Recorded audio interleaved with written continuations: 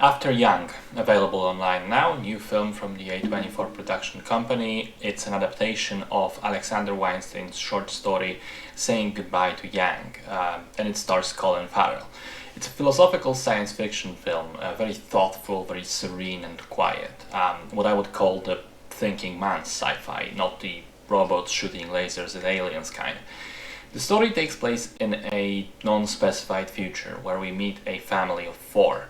As it turns out, it's not a traditional family, the traditional kind of family. The parents adopted the little girl Mika, and since she's Chinese and they're not, they have bought an android named Yang, who is serving the role of her caretaker, her older brother, and mentor. He's also what's called a cultural techno-sapien.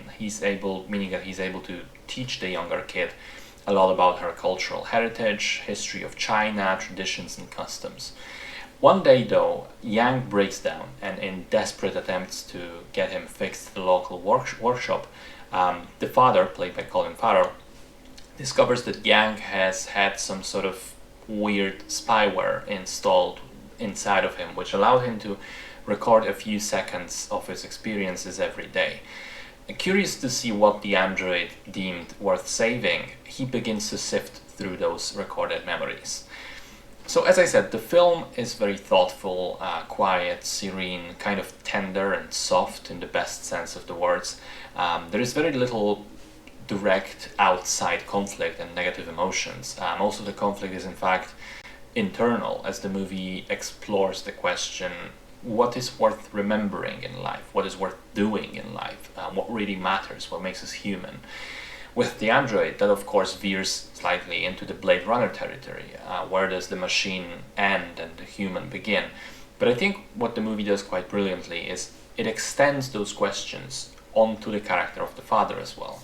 He's a tea maker who explains at one point in the film, in what was probably my favorite scene, why he became fascinated with tea in the first place.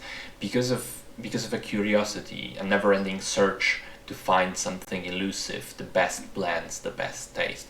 However, at the point when we meet him, he's a different man, tired from years of life, no longer showing the enthusiasm of youth, but rather being somewhat exhausted by all the responsibilities of adulthood and parenthood. He feels disconnected from his life, and I think by finding Yang's recordings, he begins to rediscover himself as well, think again on his system of values in life. I think that Colin Farrell gives an excellent performance. Like all the other ones in the film, it's very calm and understated, so you have to kind of search for the emotions underneath his quiet demeanor, but they are most definitely there. The rest of the cast, I think, is similar in that regard. I love the production design and the costumes. All of the apartments, the cars, the places in the films are filled with plants and green things. Also the clothes, I've read, were specifically designed to contain no plastics at all, and it shows. They look very rustic and natural, just really wonderful. And I thought to myself, it's an interesting vision of the future. I think calming in a way, because it shows a world where eventually environmental consciousness became universal, became prevalent, and one can hope that that does indeed happen in our world as well, although of course each passing day on planet Earth makes that hope smaller and smaller. I also like the music in the film, which builds this introspective philosophical atmosphere. It creates a feeling of quiet comfort, something which I think is rarely achieved in cinema to this degree, especially when you consider that the film is like that throughout its entire runtime. It's not just a single scene. I enjoyed After Yang quite a lot. I think it's a very good piece of intelligent science fiction that posits fascinating questions and makes you think on the answers.